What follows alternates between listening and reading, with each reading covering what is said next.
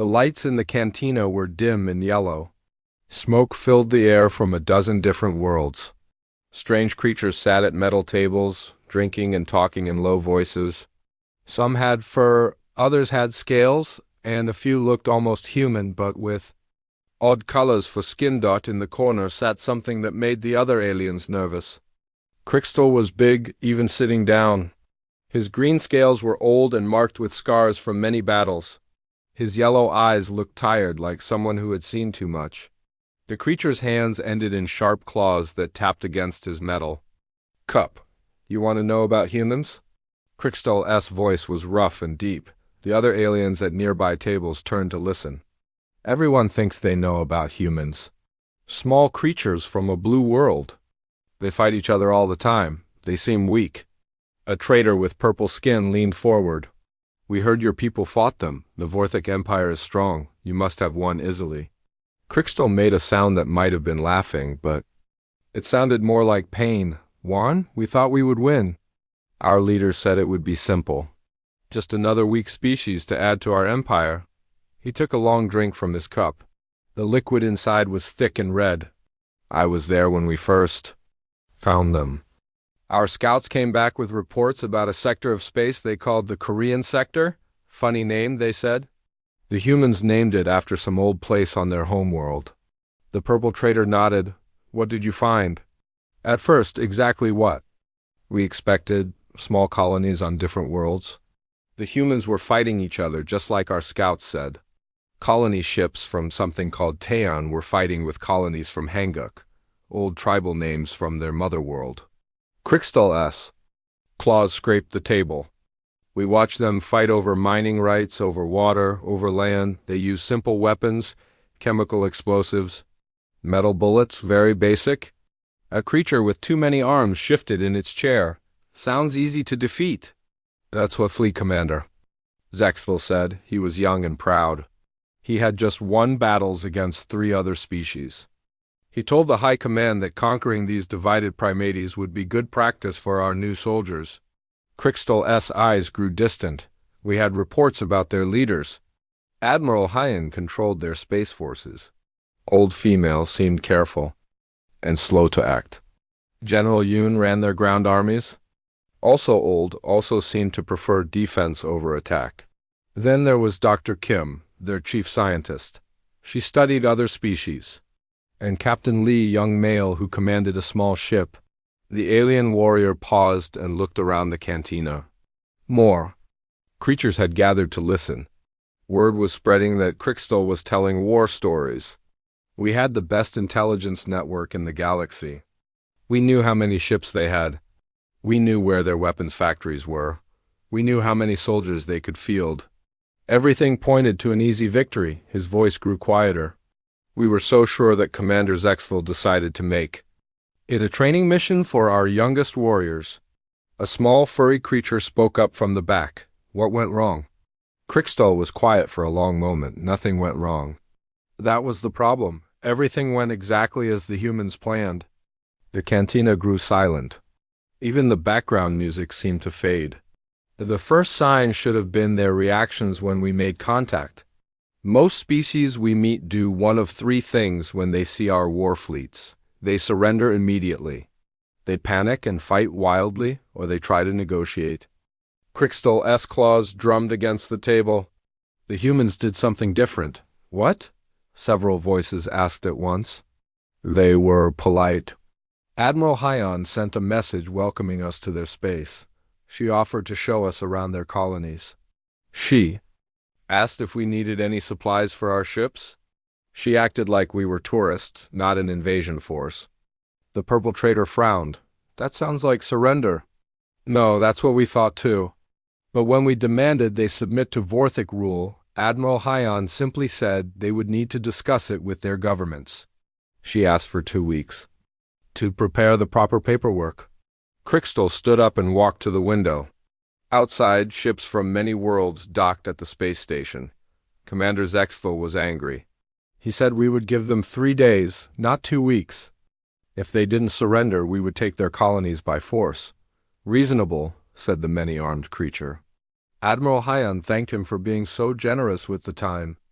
She said 3 days would be perfect. Then she did something that should have warned us. Crystal turned back to face his audience. She asked if our young warriors had ever seen real combat before. When Zexthel said no, she offered to make their first battle a memorable learning experience. The cantina was completely silent now. At the time, we thought she was mocking us. Weak human female making jokes about our warriors. But I know now she was telling the truth. She was planning to teach our young soldiers something they would never forget. Crystal sat back down and poured more of the red liquid into his cup. During those 3 days, we watched the human colonies. We expected to see panic. Civilians running away. Military forces getting ready for desperate last stands. But, prompted the furry creature, but we saw normal life. Humans going to work, children playing, markets staying open. The only unusual thing was that Dr. Kim kept sending us scientific papers about Vorthak biology. She said she wanted to share human research with us as a gesture of friendship. Several aliens laughed nervously. We thought it was another joke. Why would prey animals study their predators? But Dr. Kim's papers were very detailed. She knew things about our nervous systems that even our own doctors didn't know. She knew exactly how our pain receptors worked. She knew which chemicals would affect our minds. The laughter stopped.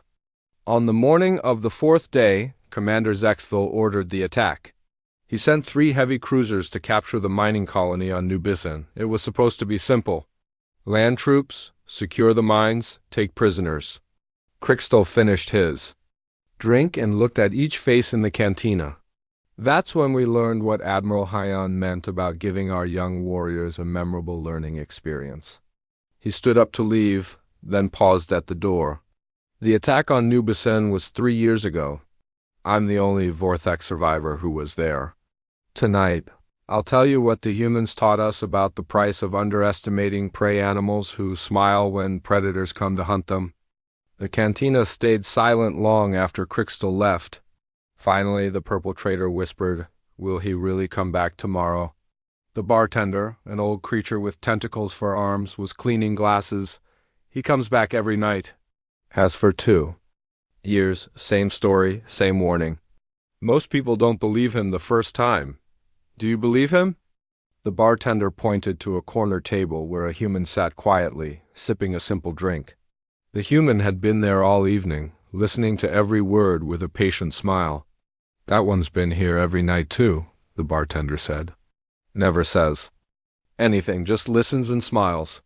Makes me think Crystal might be telling the truth." Crystal returned to the cantina the next night just as he had promised. The same aliens were there, plus several new faces who had heard about his story. The human in the corner was there too, sitting in the same spot with the same quiet smile. The scarred warrior ordered his usual red drink and looked around the room. "You came back, good. Most species need to hear this story." He settled into his chair and began without waiting for questions. The attack on New Bisan started at dawn ship time. Commander Zexthel sent Captain Veximer with 3 heavy cruisers and 200 young warriors, all fresh from the training worlds, all eager to prove themselves in their first real battle. Crystal's claws traced old scars on his arms. I was on the command ship as an observer. My job was to watch how the young ones performed and report back to the high command. We expected the battle to last maybe 2 hours. A new listener, something with gray skin and too many eyes, leaned forward. What happened? At first, everything went as planned. We dropped out of faster-than-light travel at the edge of the New Bisan system.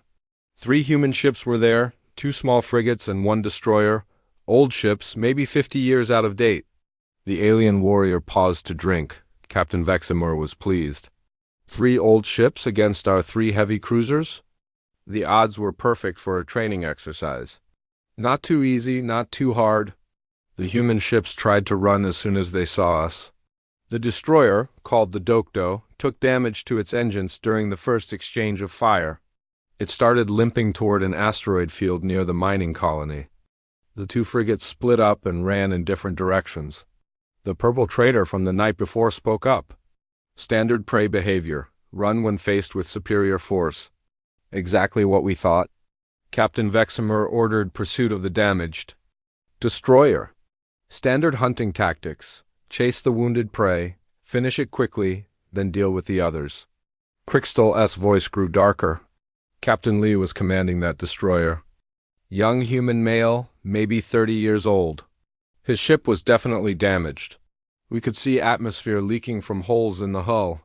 The gray-skinned alien shifted nervously. But something was wrong? We followed the Dokdo into the asteroid field. Captain Vexamer was confident. Asteroid fields are perfect for hunting damaged ships. Lots of places to hide, but nowhere to really escape. We had sensors that could track a ship through any amount of rock. Crystal stood up and walked to the window again, looking out at the stars. The chase lasted 20 minutes. Captain Lee's ship kept just ahead of us, diving between asteroids using the rocks for cover. Every few minutes, one of our ships would get a clear shot and hit the Dokdo again. More damage, more atmosphere leaking. Our young warriors were excited. They could smell victory. Some of them started making bets about who would fire the killing shot. The alien warrior's reflection in the window looked tired and old. Captain Vexamer was teaching them about patience in hunting, how to wear down prey without rushing, how to make sure the enemy couldn't escape or fight back. He turned back to his audience. Then Sergeant Park started talking to us. Who? Asked the many-armed creature. Human Ground Forces commander. Older female, maybe 50 years old. She broadcast on all frequencies from somewhere in the asteroid field. Very polite voice, very calm. Crystal sat back down. She said she wanted to welcome us to New Bizan space. She hoped we were enjoying our visit to their asteroid mining facility. The cantina was completely quiet. Mining facility. Not asteroid field, mining facility. Crystal's claws scraped the table. That's when Captain Vexamer realized we weren't chasing damaged prey through natural rocks.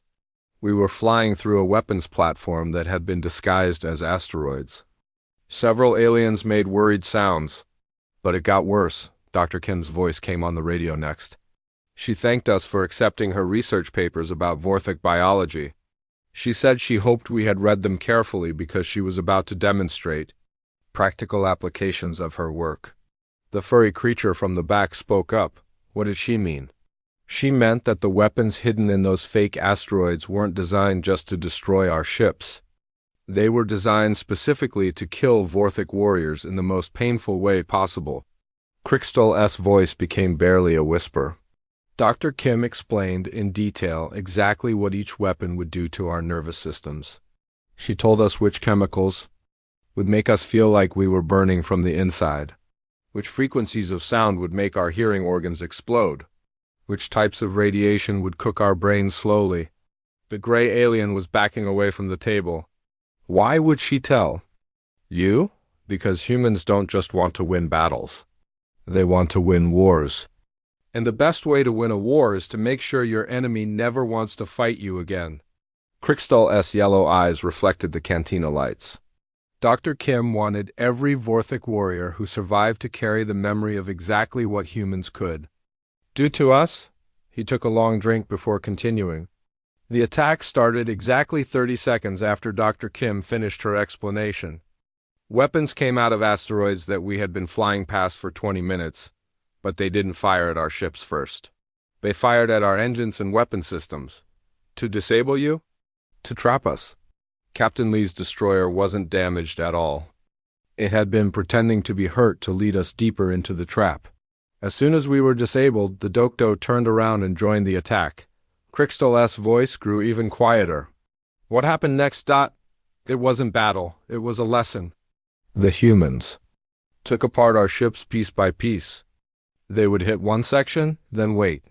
Dr. Kim would explain what that weapon had done to the Vorthic crew in that section. Then they would hit another section and explain again. They were torturing you, whispered the purple trader. No, torture is about causing pain for its own sake. This was about education. The humans wanted us to understand that every death, every injury, every moment of pain was not an accident. It was a choice they had made after careful study and preparation.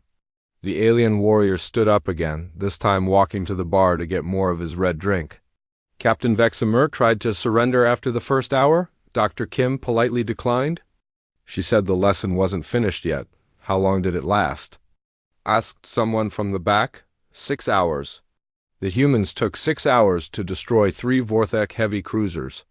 They could have done it in 6 minutes, but they wanted to make sure we learned everything they had to teach us. Crystal returned to his table. My ship was the last one hit. Captain Vexamer was dead. Most of our young warriors were dead.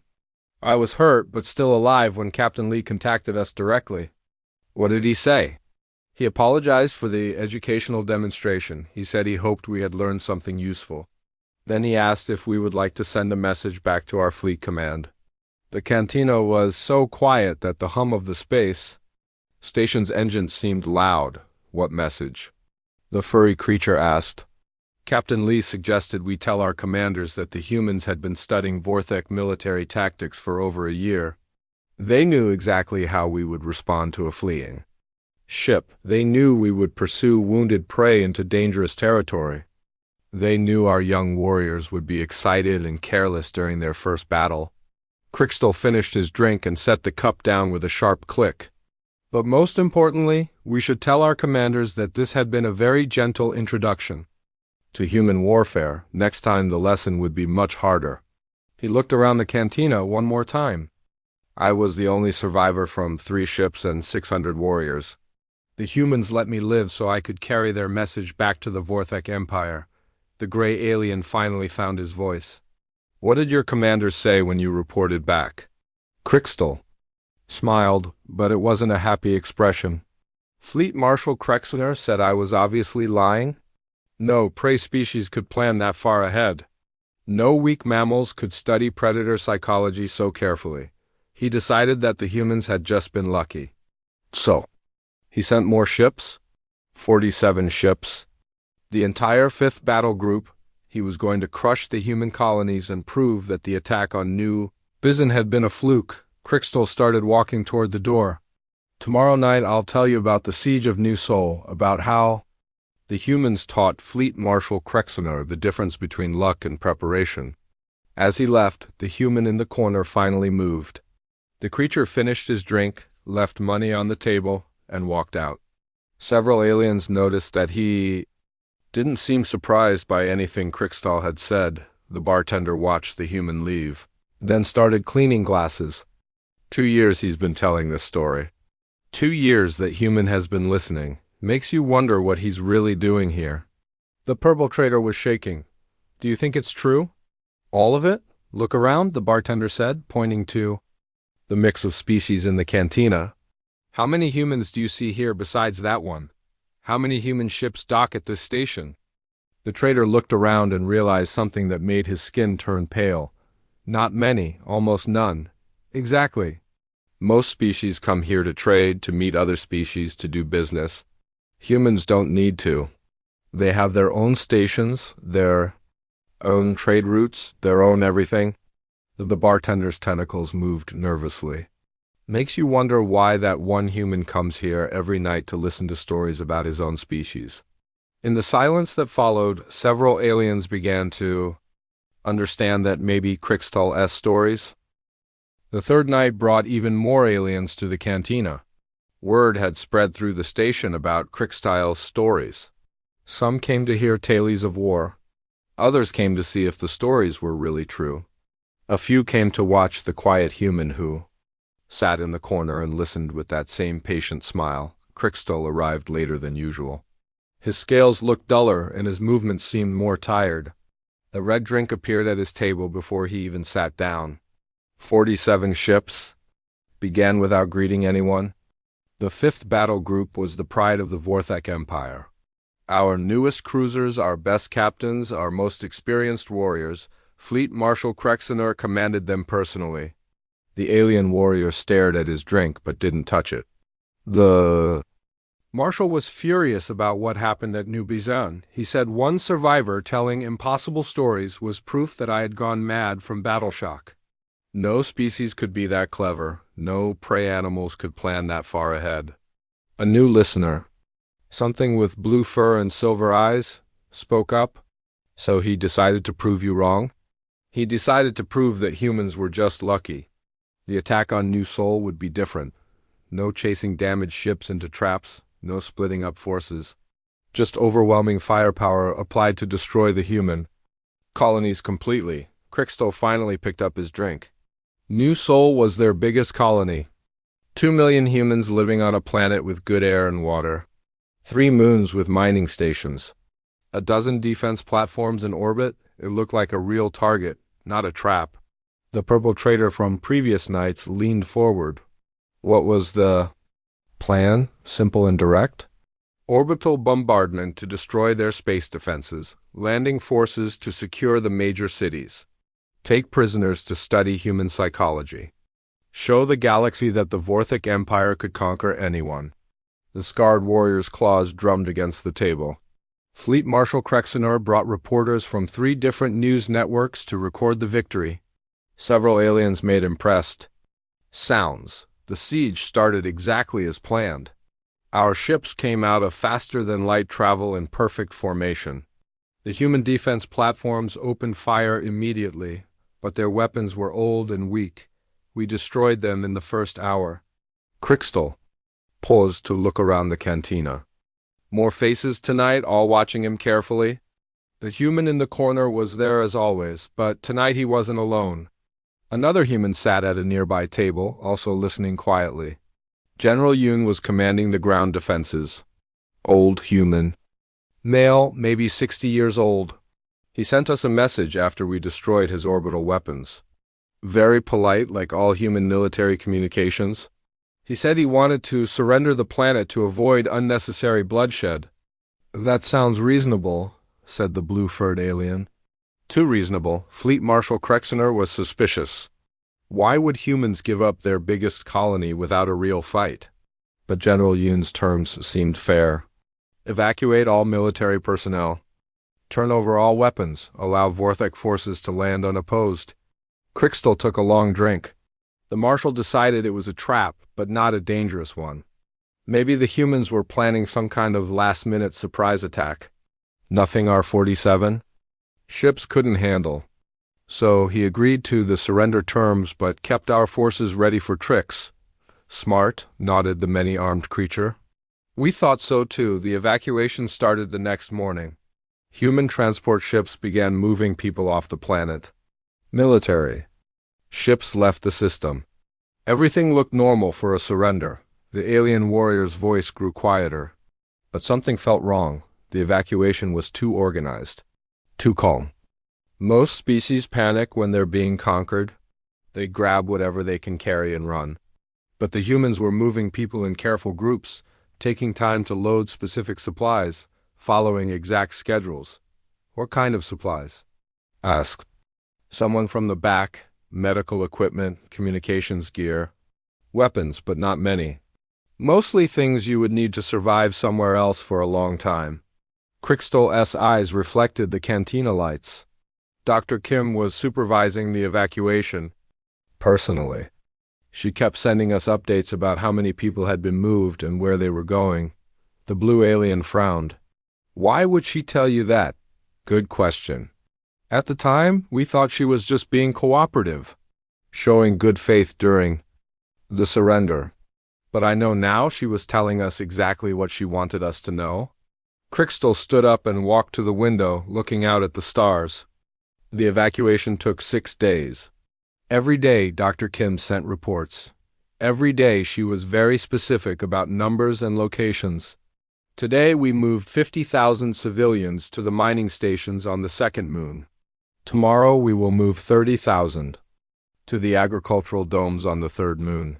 She was helping you plan your occupation, said the purple trader. That's what Fleet Marshal Krexenor thought. By the end of the 6th day, we knew exactly where every human civilian was located. We knew which facilities were empty and which ones were still occupied. We had a complete map of where to send our ground forces. The alien warrior turned back to face his audience. On the 7th day, General Yoon sent a final message. He said, the evacuation was complete. All military personnel had left the system. all weapons had been deactivated. New Sol was ready for Vorthok occupation. So you landed? Fleet Marshal Krexoner sent down 20,000 warriors in the first wave. They landed in the major cities, exactly where Dr. Kim's report said they would find the most important facilities.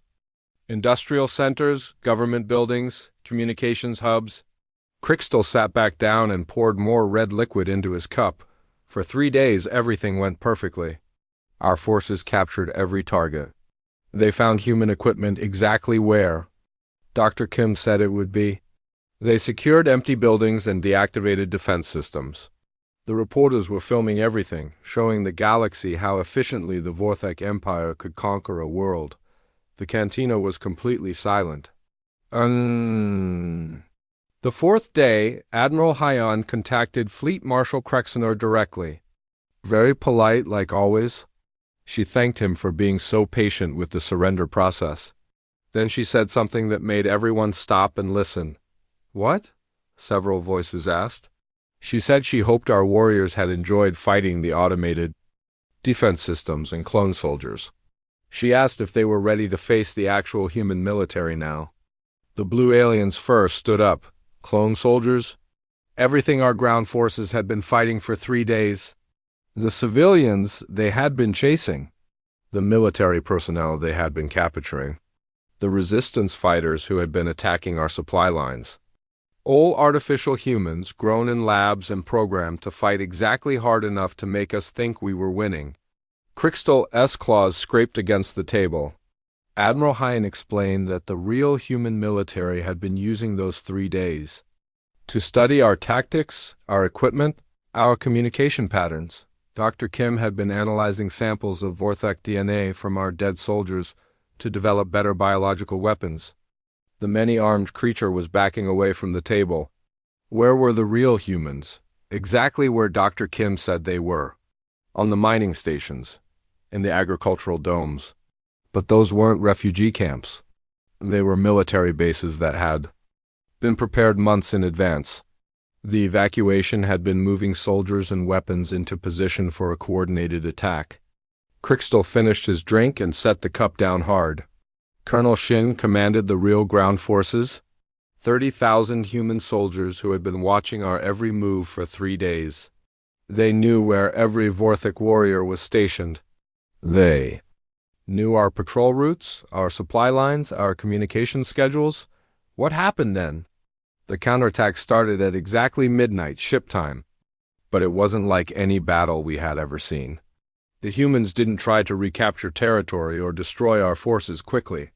They had a different goal. The alien warrior looked around the cantina. The 2 humans were still sitting quietly, but now he noticed they were taking notes on small devices. General Yoon called it the doctrine of acceptable losses. The humans had calculated exactly how many of their own soldiers they were willing to sacrifice to teach us a lesson we would never forget. What kind of lesson? Whispered the purple trader. That fighting humans was too expensive to be worth the victory. Every Vorthok supply convoy that got attacked was hit by exactly enough force to destroy it completely, with no survivors to report what weapons the humans had used. Every patrol that disappeared vanished in places where we couldn't send rescue forces without losing even more soldiers. Crystal's voice became barely audible, but the worst part was the waiting. The humans would attack and disappear. We would reinforce our positions, then they would attack somewhere else. They were always one step ahead, always ready for whatever we tried to do. How long did it last? 2 weeks. For 2 weeks, Fleet Marshal Krexoner tried every tactic in the Vorthok Military Handbook, direct assault, siege warfare, psychological pressure, negotiation. Nothing worked because the humans had been studying our handbook for years. The alien warrior stood up to leave. On the 15th day, Admiral Hyon sent the Marshal a message that ended the siege of New Sol. She told him something that changed how every species in the galaxy thinks about humans. What? Several voices asked desperately. Crystal paused. At the door. She told him that everything that had happened, the surrender, the evacuation, the clone soldiers, the counterattack, all of it was just a field test of human. The 4th night, The cantina was packed. Aliens from every corner of the space station had come to hear HFY's story. Some stood against the walls because all the tables were full. The air was thick with tension and different kinds of breathing. More humans were there too. At least 8 of them scattered around the room, all quiet, all watching. Some were taking notes. Others seemed to be recording everything with small devices. None of them looked surprised by anything they heard. Crystal arrived exactly on time. His usual table had been kept empty, but everything else had changed. The crowd made him nervous. His yellow eyes moved from face to face, counting how many species were represented. At least 20 different kinds of aliens, maybe more. Too many listeners tonight, he said quietly. The red drink appeared at his table as always. Some stories should only be told to small groups. But the crowd pressed closer. Everyone wanted to hear what happened after the siege of New Sol. Crystal looked at the humans in the audience, then shook his head. You want to know about the end of the war? Fine, but don't say I didn't warn you that some knowledge is dangerous to have. He took a long drink before beginning. After New Sol, the surviving Vorthak forces regrouped at the edge of the system. Out of 47 ships, we had lost 31. Most of our ground forces were dead or missing. Fleet Marshal Krexener was alive but changed. The defeat had broken something in his mind. A traitor with green scales spoke up. What did he want to do? Total extermination. Krexener sent a message to the Vorthak High Command demanding permission to sterilize every human world. He said the species was too dangerous to be allowed to exist. They were not normal prey animals. They were something else. Something that needed to be destroyed completely. Crystal's claws drummed against the table. Warprime Thexkull agreed. The High Command authorized the use of planet-killer weapons, biological warfare. Anything necessary to make sure no humans survive to threaten other species. The crowd made worried sounds. But before we could begin the extermination, Lieutenant Commander Choi contacted us directly. Crystal's voice grew very quiet. Young human female, maybe 25 years old. She worked for something called Human Intelligence Corps. Very polite voice, like all humans, very calm. What did she say? Asked a creature with too many eyes. She said she had been monitoring Vorthak communications for the past 6 months. She knew about our plans for extermination. She wanted to share some information with us before we made any final decisions. Crystal stood up and walked to the window, but he didn't look outside. He stared at his own reflection. Troy told us that humans had been studying Vorthak expansion patterns for over 20 years, since before we even knew humans existed. They had been watching us conquer other species and learning our methods.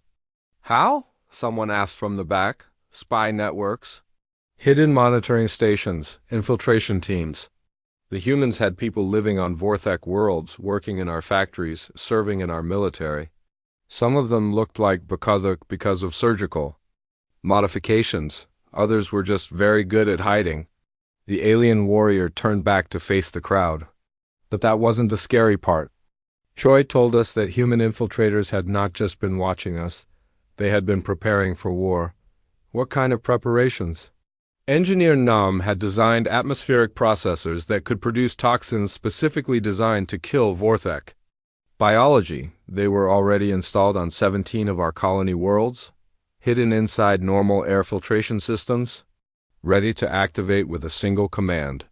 The cantina was so quiet that the hum of the space station seemed loud. Choi sent us the technical specifications.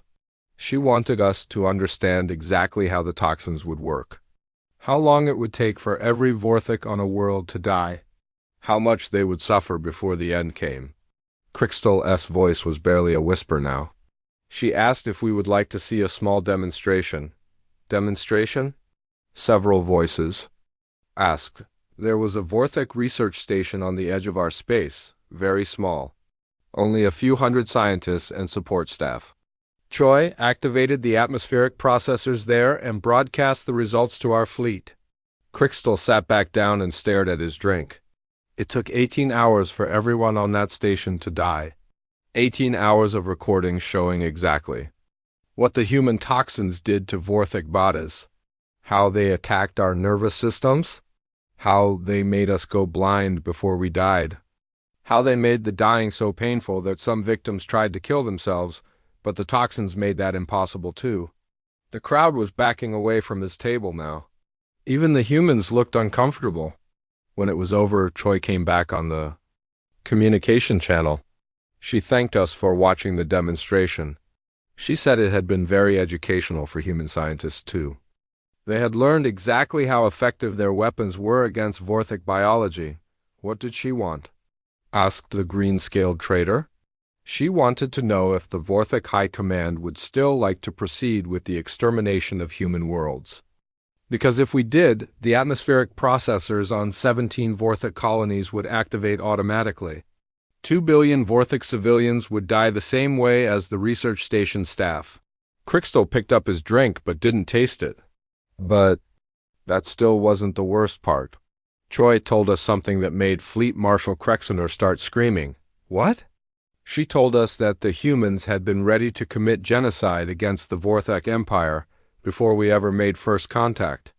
The infiltrators, the toxins, the atmospheric processors, all of it had been in place for over a year before our first scouts reached the Korean sector. The alien warriors' yellow eyes were filled with something that might have been tears. The humans had been preparing to exterminate us before we even knew they existed, but they chose not to.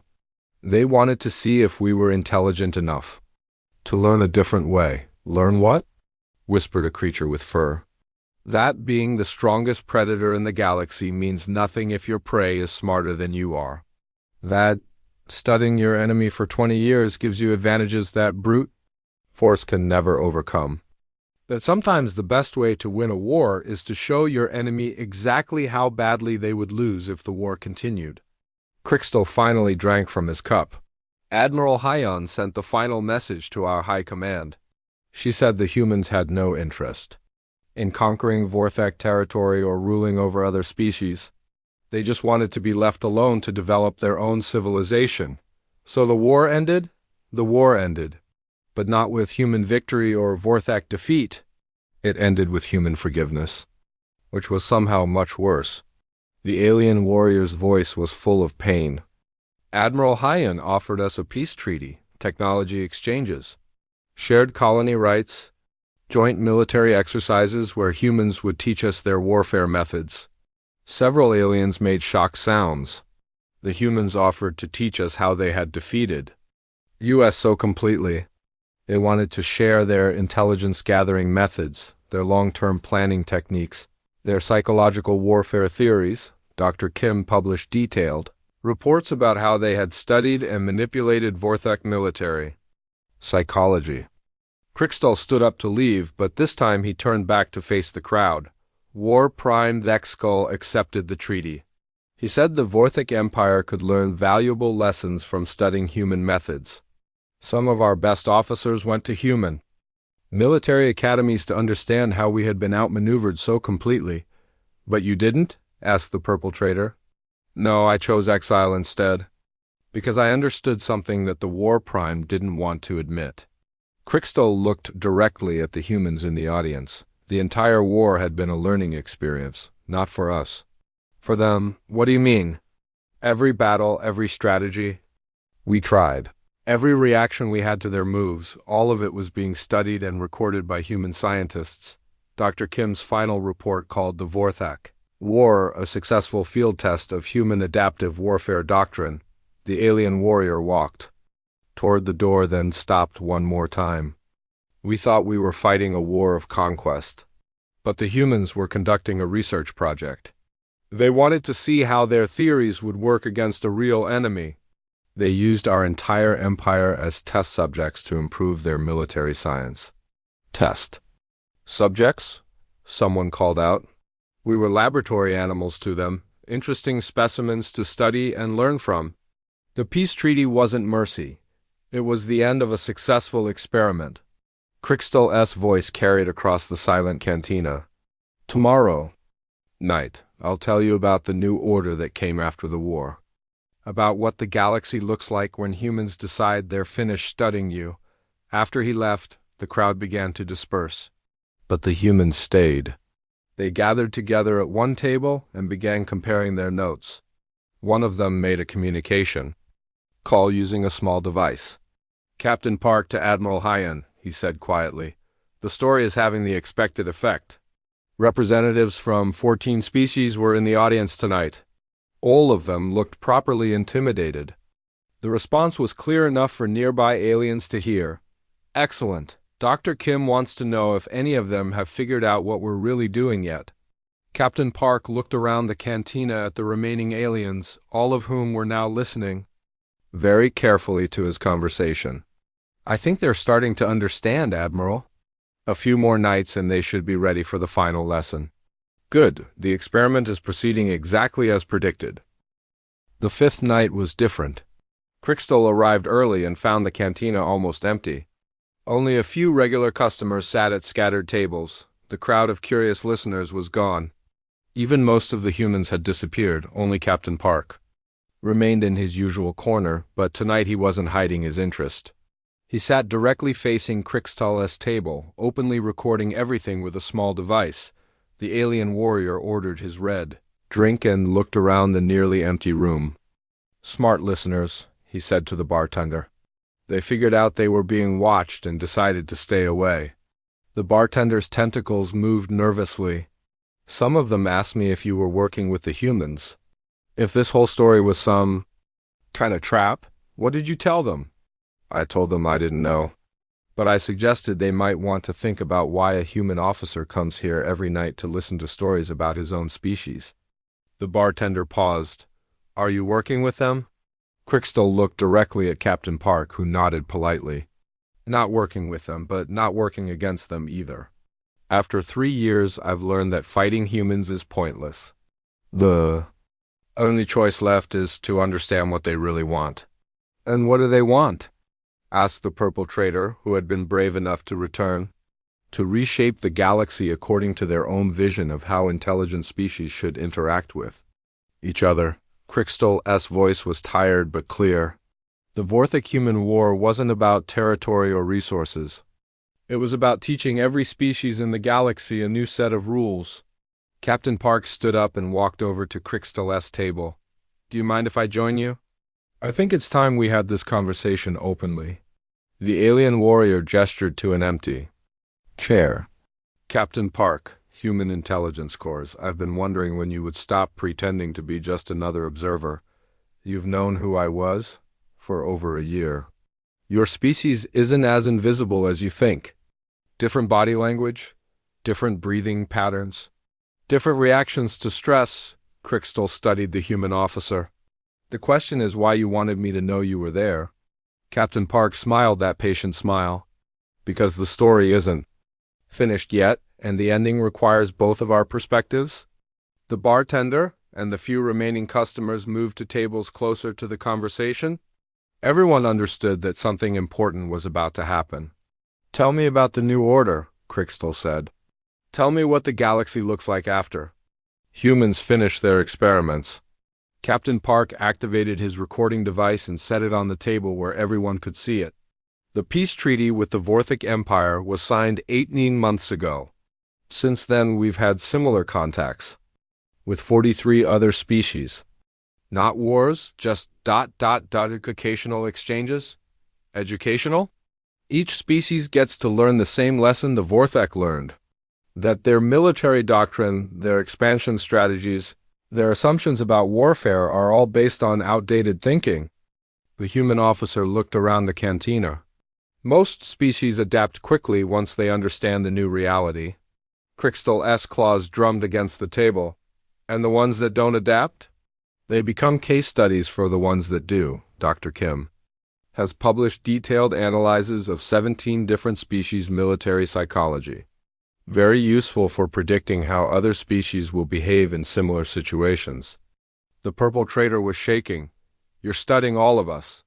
Every species you meet. Of course. That's what intelligent beings do when they encounter something new. They study it, understand it, figure out how to interact with it successfully." Captain Park's voice was matter of fact. The difference is that humans are very good at studying other species without being detected. Until now, said Crystal, until now. But that was always part of the plan. Eventually, we wanted some species to understand what we were doing. Otherwise, the lesson wouldn't spread effectively. The alien warrior leaned back in his chair. So, my stories, these 5 nights of warnings about human warfare, this was all planned? Not planned exactly, but anticipated. We knew that survivors from the Vorthak War would tell stories about their experiences. We knew those stories would spread and evolve as they moved from species to species. We wanted to monitor how the stories changed and what effect they had on different listeners. Captain Park gestured around the cantina. This space station is perfect for that kind of monitoring. Representatives from dozens of species pass through here every day. They hear stories, share information, make decisions about how their own governments should interact with humanity. We're all test subjects, whispered someone from the back. You're all participants in a galaxy-wide experiment in communication and diplomacy, the human officer corrected. The old way of making contact between species was based on strength and fear, bigger fleets, more powerful weapons, threats and intimidation. Krikstal nodded slowly. The Vorthak way. The way of many species. But it's inefficient and destructive. Too many wars, too much waste of resources and lives. Humans prefer a different approach, which is information warfare. Psychological pressure. Demonstrating superior intelligence and preparation rather than superior firepower. Making other species choose cooperation because they understand the alternatives. Captain Park stood up and walked to the window, looking out at the docked ships from many worlds. Every species that learns about the Vorthak War has to make the same choice the Vorthak made. Try to fight humans and face the consequences, or adapt to the new reality and benefit from cooperation. And if they choose to fight, then they become the next case study for Dr. Kim's research. The next example that other species can learn from. The human officer turned back to face Krikstal. But most species are intelligent enough to recognize a losing proposition when they see one. The alien warrior finished his drink and set the cup down. So what happens now? The stories have been told. The lessons have been taught. What's the next phase of your experiment? Now we see how effectively the information spreads. How many species decide to establish formal diplomatic relations with humanity based on what they've learned here? How? Many choose to avoid human space entirely. How many try to prepare for conflicts they can't win? Captain Park returned to his seat. And we continue studying, learning, adapting our methods based on new data. The galaxy is full of intelligent species we haven't met yet. Each one will require slightly different approaches. You're reshaping galactic civilization, said the bartender. We're offering other species the chance to participate in a more efficient form of galactic civilization. One based on intelligence and cooperation rather than strength and intimidation. The human officer smiled. Most species find the offer attractive once they understand it properly. Krikstal stood up to leave, and the ones that don't? They become cautionary tales for the ones that do. Like the Vorthak Empire. Like the stories you've been telling for the past 5 nights. The alien warrior paused at the door. One last question, Captain Park. What happens to a species like mine? The exiles, the ones who choose neither cooperation nor resistance? You serve a very important function in the new order. You carry information between species. You provide context and perspective. You help others understand the choices they're facing. Captain Park's smile was genuinely warm now. Your teachers, Krikstal, may be the most important teachers in the galaxy. Teachers of what? That the age of conquest is over. That the age of intelligence has begun. That the species who adapt to the new reality will prosper, and the ones who don't will become examples for others to learn from. Krikstal nodded slowly. So I'll keep telling my stories. Please do. They serve humanity's interests very well. But more importantly, they serve the interests of every species that wants to avoid unnecessary conflicts with superior opponents. After both Krikstal and Captain Park left, the cantina fell silent. The remaining customers sat without speaking, processing everything they had heard. Finally, the purple trader found his voice. "So what do we do now?" The bartender continued cleaning glasses, but his movements were slower and more thoughtful. "We do what intelligent beings have always done when they encounter something more powerful than themselves. We adapt, we learn, we find ways to benefit from the new situation instead of fighting against it. But we're being manipulated, controlled, we're being offered choices. Better choices than most species get when they encounter humans for the first time." The bartender set down his cleaning cloth and looked around the cantina. "The question is whether we're smart enough to recognize good choices when we see them." Outside the cantina windows, ships from dozens of different worlds continued to dock at the space station. Each one carried representatives of species who would soon face the same choices that the Vorthik had faced.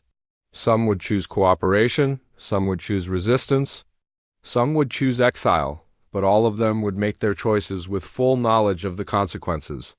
Thanks to stories told by a scarred warrior who had learned that sometimes the most important battles are won not by fighting, but by teaching others when not to fight. In a small office deep inside the space station, Dr. Kim reviewed the final reports from Captain Park's 5-day observation experiment. The data was exactly what she had predicted. The psychological profiles were complete. The information dispersal patterns were mapped. The decision-making processes of 43 different species